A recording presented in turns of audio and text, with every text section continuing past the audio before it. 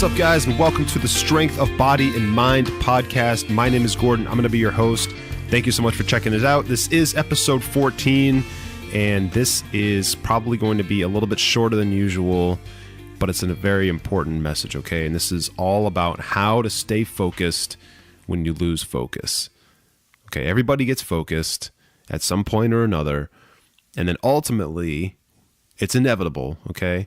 Everybody loses focus at some point. Okay, we get focused.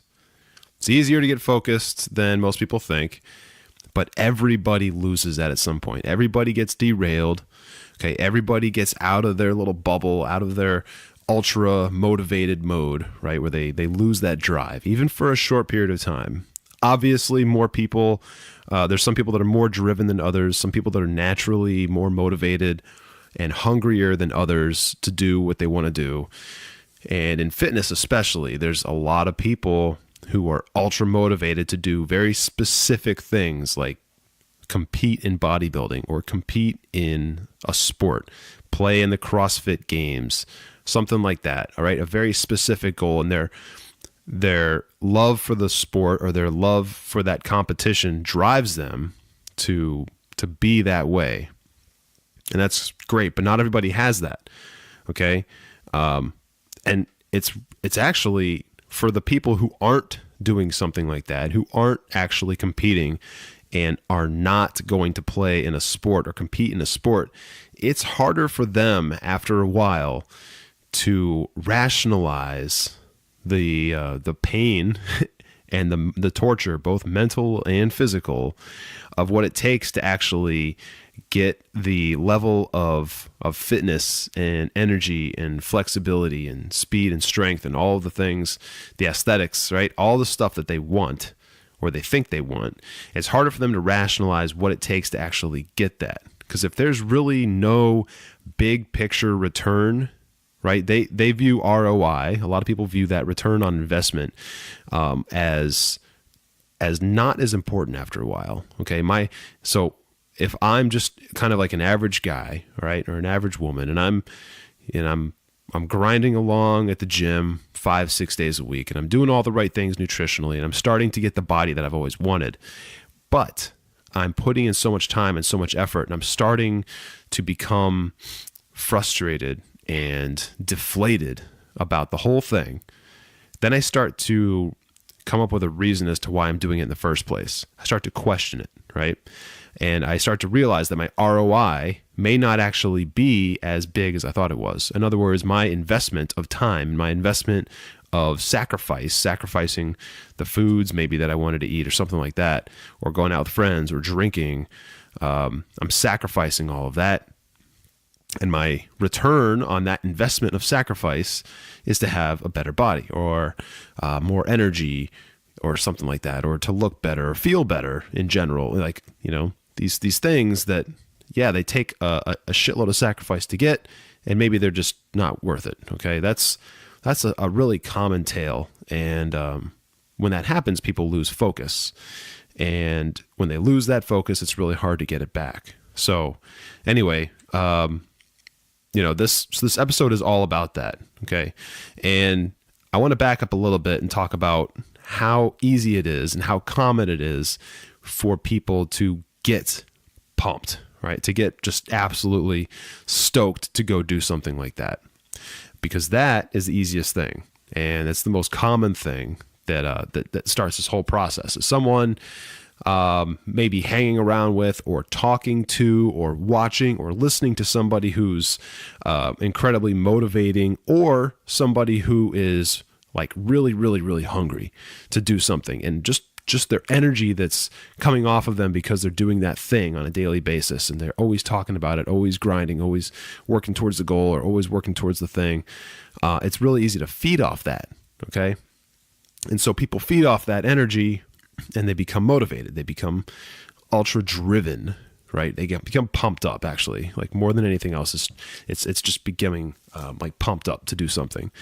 And they go and they take that energy and they drive it and direct it into something that is whatever they're interested in doing at the time, right? So in this case, we're talking about fitness. So they take that energy, maybe it's from a motivational fitness person or someone in their life, maybe a bodybuilder or a powerlifter or just a really passionate fitness enthusiast that talks about it or has some presence in that person's life, and they kind of like exude that energy, and this person absorbs it a little bit and becomes driven to go to the gym and then start eating right and doing all this stuff. And they're like ultra focused on it. It's kind of a novelty. They get, they make it the focal point of their life for that period of time, a short period of time.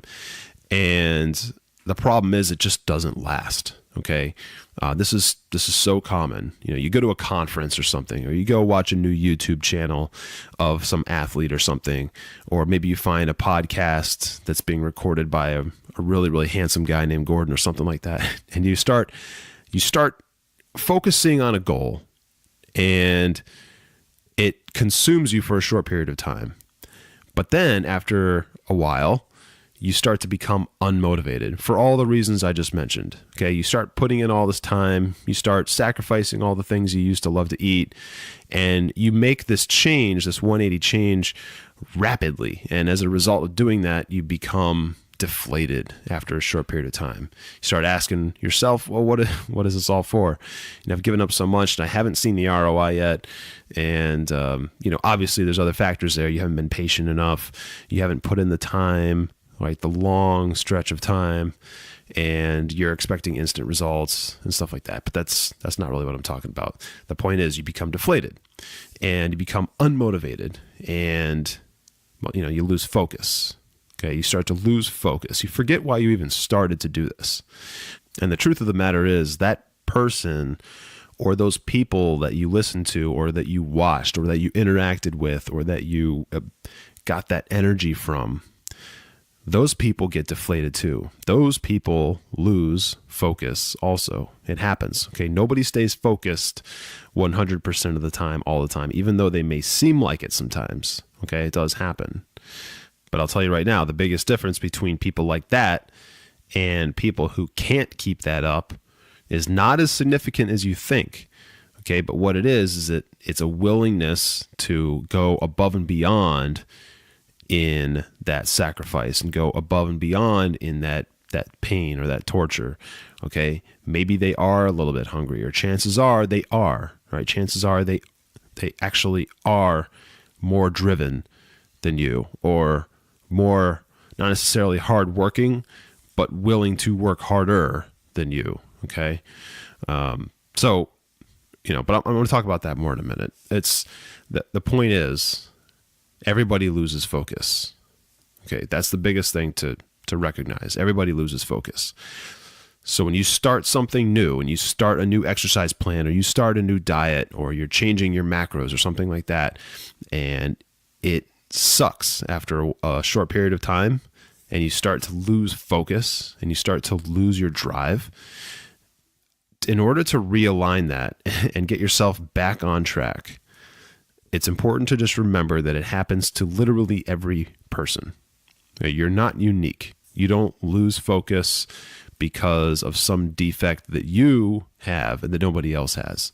It happens to everybody. Okay. But here are the things that people can do and should do, and there are people that definitely do this, to put themselves in a position to get back on track faster and to re-engage with themselves and get that focus back faster. Okay. And the first one is, and this is by far the most important, okay, and that is to put the right people around you. Put the right people around you all the time, as often as possible. Okay, your circle, your immediate population of people around you is going to be the most influential people and the most influential person or persons that you are going to have in your life, period. Okay, not me, not some other podcaster or some YouTube channel that you watch or some other influencer of any kind. The most influential person on you is going to be the people that you have in your circle day in and day out, constantly, right? likely outside of some form of media. And that's the truth. So if you put people that have habits that and lifestyle, like a lifestyle that does not align at all with what you're trying to do, all right, chances are you're going to fail. Chances are you are not going to get where you're trying to go.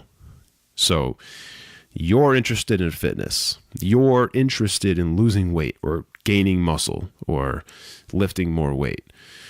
Okay? If you're interested in doing something like that and you start hanging around with, or you continue to hang around with somebody that eats Burger King every single day and has never worked out ever, or in the past however many years, and doesn't prioritize that even a little bit, and is 100 pounds overweight and lazy and watches TV at night every single night for 4 hours, you are not going to take the energy that they're putting out, right, that they're exhibiting on a daily basis. You're not going to take that and become motivated by it.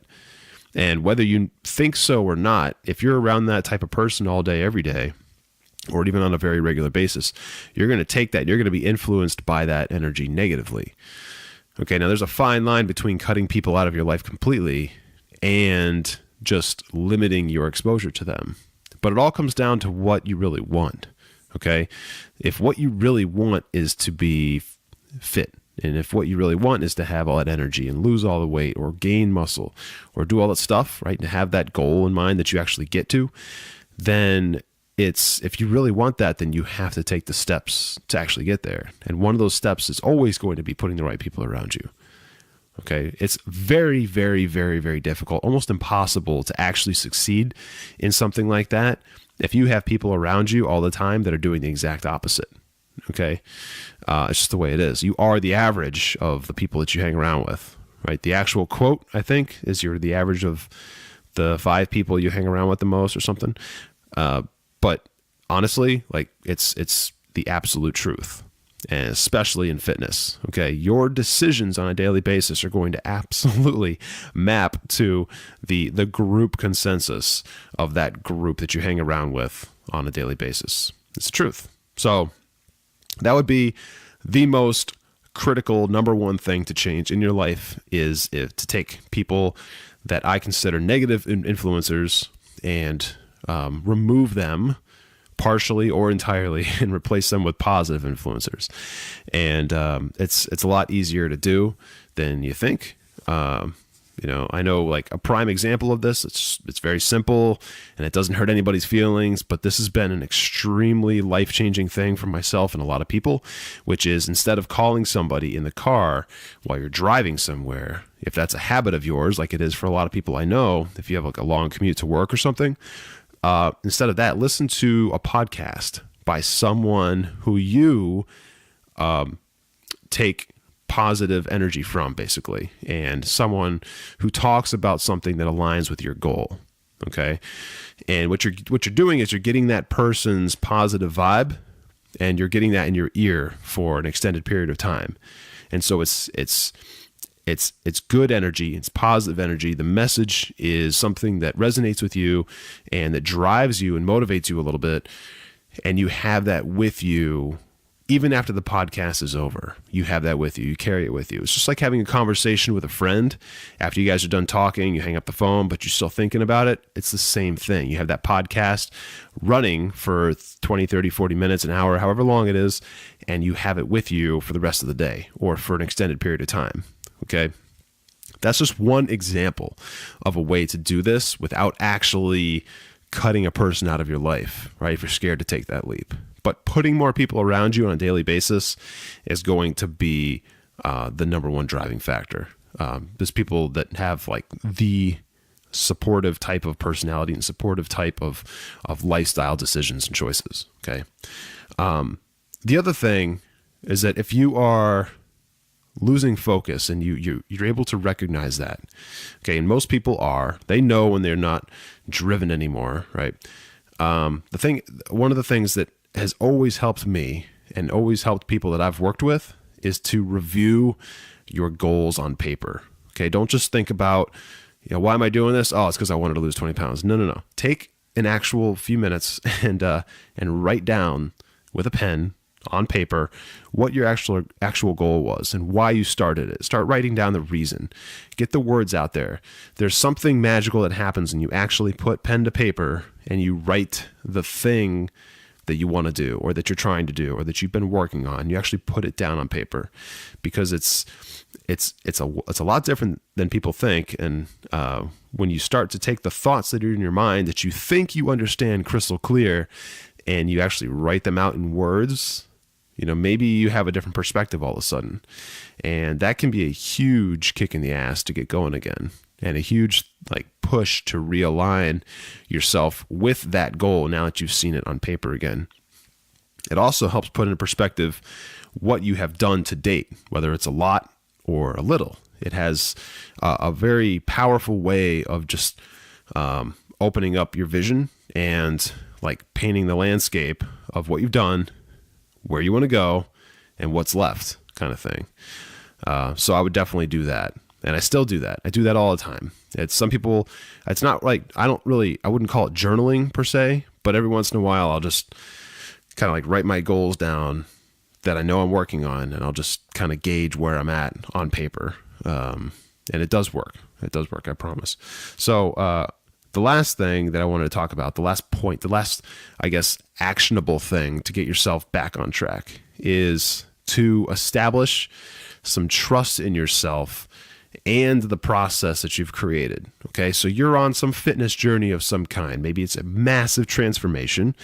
Maybe it's very, very small in comparison, but it's big for you, right? That is a goal that you have, and you have put in place, very likely, hopefully, a process to get there, some kind of daily routine or weekly routine or something to get there, right? You need to trust that you did everything possible when you put that process together to make sure that you left no stone unturned, and that your process is actually going to get you there.